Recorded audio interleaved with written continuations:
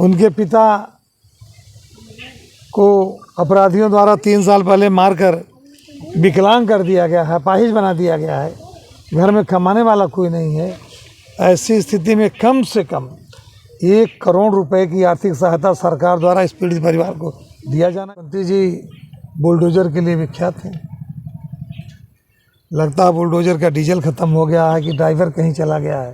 जिनसे उनकी बातें होती थी, महीने में कितने कितने दिन बातें होती थी, एक दिन में कितनी कितनी बार होती थी। जिन लोगों से बातें होती थी वो भी तो संरक्षक हुए, उनके खिलाफ भी कार्रवाई क्यों नहीं हो रही? उस बच्चे की डेड बॉडी यहाँ घर पर रखी थी तो प्रशासन से, पुलिस से ज़्यादा भारतीय जनता पार्टी के सत्ता के नेता लोग क्यों परेशान थे?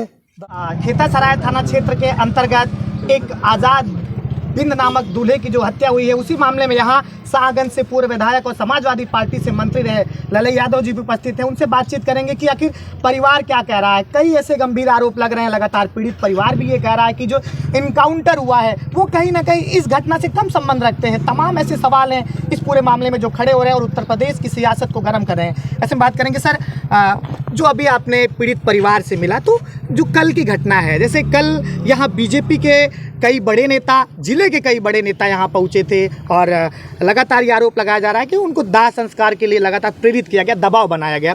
ऐसे में आपकी क्या राय है? आपने भी पीड़ित परिवार से बातचीत की, क्या लगता है ये मामला? देखिए, ये ऐसा जघन्य अपराध है जिसका उत्तर प्रदेश में कोई दूसरा उदाहरण नहीं मिलता। जिस उत्तर प्रदेश में अपराध के मामले में जीरो टॉलरेंस की बात सरकार करती है और उत्तर प्रदेश के माननीय मुख्यमंत्री जी ये कहते हैं यदि एक चौराहे पर कोई घटना होगी तो दूसरे चौराहे पर यमराज खड़े मिलेंगे अपराधियों को मारने के लिए, तो मैं पूछना चाहता हूँ, दुर्भाग्यवश इस क्षेत्र का प्रतिनिधित्व उत्तर प्रदेश की विधानसभा में जो करते हैं, उत्तर प्रदेश सरकार में मंत्री भी हैं। 1 तारीख को घटना होती है, आज 4 तारीख है, नामजद आरोपी कोई अभी तक पकड़ा नहीं गया।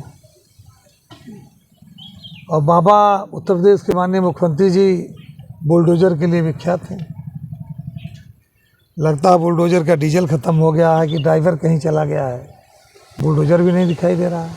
क्यों लग रहा है, क्यों बुलडोजर नहीं चल रहा है इस पूरी हत्या? मेरा ये मानना है कि सत्ता द्वारा संरक्षित अपराधियों द्वारा सत्ता के संरक्षण में हत्या की गई है, इसीलिए अपराधियों के खिलाफ त्वरित कार्रवाई नहीं हो पा रही है।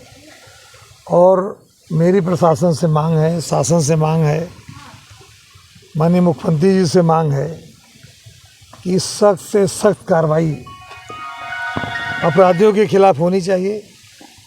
अपराधी चाहे किसी राजनीतिक दल से संबंध रखता हो, किसी जाति बिरादरी से हो, अगर वो अपराधी है तो अपराधी है।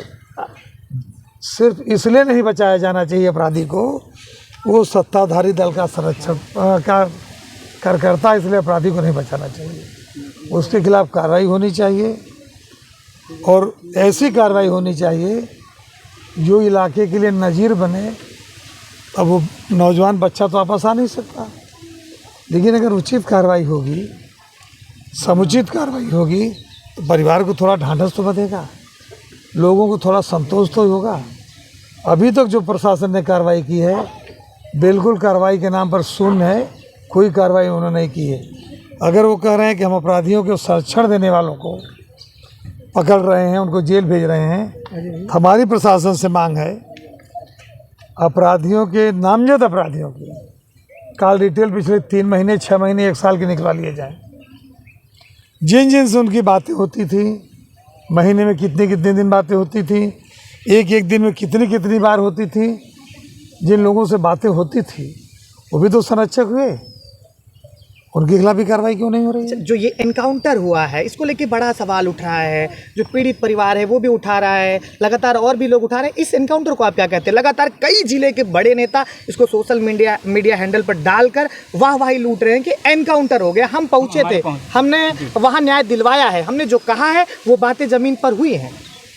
जो नेता सोशल मीडिया पर डाल रहे हैं, मैं पूछना चाहता हूँ, कल जब उस बच्चे की डेड बॉडी यहाँ घर पर रखी थी तो प्रशासन से, पुलिस से ज़्यादा भारतीय जनता पार्टी के सत्ता के नेता लोग क्यों परेशान थे दाह संस्कार कराने के लिए। वो नेता लोग जो डेड बॉडी का दाह संस्कार कराने के लिए कल परेशान थे, उतना अगर वो अपराधियों के खिलाफ कार्रवाई के लिए परेशान हुए होते तो अब तक अपराधी जो नामजद अपराधी हैं, अपराधी का मेरा मतलब है नामजद अपराधी, नामजद अपराधियों के खिलाफ जब तक कार्रवाई समुचित नहीं होगी तब तक हम इस कार्रवाई को सही नहीं मानते। जैसे प्रतापगढ़ हो, गाजीपुर हो, बनारस हो, तमाम एक हफ्ते का अगर आप देखेंगे तो हत्याएं हुई है, पर इन हत्याओं में समाजवादी पार्टी का डेलीगेशन पहुंचा है लगातार, चाहे वो आर्थिक मदद हो या जिस प्रकार से उनसे संभव होता है। क्या यहाँ भी सपा का डेलीगेशन आने वाला है? क्या समाजवादी पार्टी यहाँ भी न्याय की लड़ाई लड़ने के लिए तत्पर रहेगी? देखिए, समाजवादी पार्टी के राष्ट्रीय अध्यक्ष माननीय अखिलेश जी हर पीढ़ी की लड़ाई लड़ने के लिए तत्पर हैं। पीड़ित जो है, पिछड़ा है, दलित है, अकलियत है, जिसके साथ न्याय नहीं हो रहा, जिसके साथ अन्याय हो रहा है, जिसे न्याय नहीं मिल रहा, जो पीड़ित उस हर की लड़ाई हम लड़ेंगे। और हम राजनीति करने यहाँ नहीं हैं जी, हम इन दुखी पीड़ित परिवार का दुख जो है उसमें शामिल होने आए हैं, इनकी मदद करने आए हैं। और निश्चित रूप से हम ये बात अपनी पार्टी के राष्ट्रीय अध्यक्ष माननीय अखिलेश यादव जी के समक्ष रखेंगे और हमारी पार्टी का प्रतिनिधिमंडल आएगा और इस पीड़ित परिवार की लड़ाई हर स्तर पर समाजवादी पार्टी लड़ने का काम करेगी और जो कुछ भी संभव होगा उसकी मदद भी करने का हम काम करेंगे। हम इस मौके पर सरकार से मांग करना चाहते हैं कि इस पीड़ित परिवार को, चूँकि नौजवान बच्चा था, पूरा जीवन उसके सामने था, उनके पिता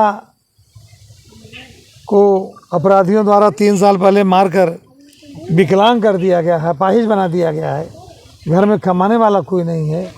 ऐसी स्थिति में कम से कम 1 करोड़ रुपए की आर्थिक सहायता सरकार द्वारा इस पीड़ित परिवार को दिया जाना चाहिए। इनके पास घर का नहीं है, घर का इंतजाम हो, परिवार में कोई सरकारी नौकरी लायक बच्चा जिस स्तर का है उस स्तर में बच्चा या बच्ची जो भी हो उसे सरकारी नौकरी मिलनी चाहिए और जो नामजद आरोपी हैं उनके खिलाफ सख्त से सख्त और जल्दी से जल्दी कार्रवाई होनी चाहिए।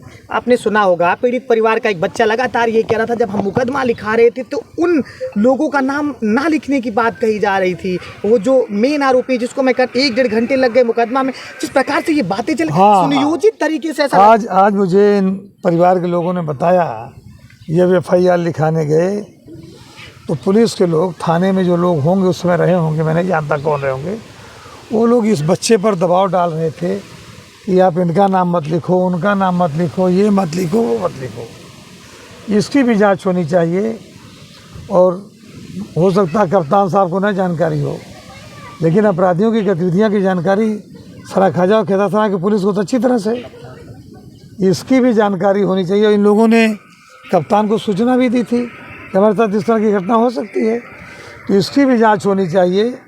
जो पुलिस के अधिकारी, पुलिस के कर्मचारी, पुलिस के लोग अपराधियों की मदद कर रहे थे या कर रहे हैं, उनके खिलाफ भी कार्रवाई होनी चाहिए। उनको भी इसमें सह-अभियुक्त बनाया जाना चाहिए, उनको भी जेल को शिक्षकों के पीछे भेजा जाना चाहिए। बहुत बहुत धन्यवाद मंत्री जी आपका।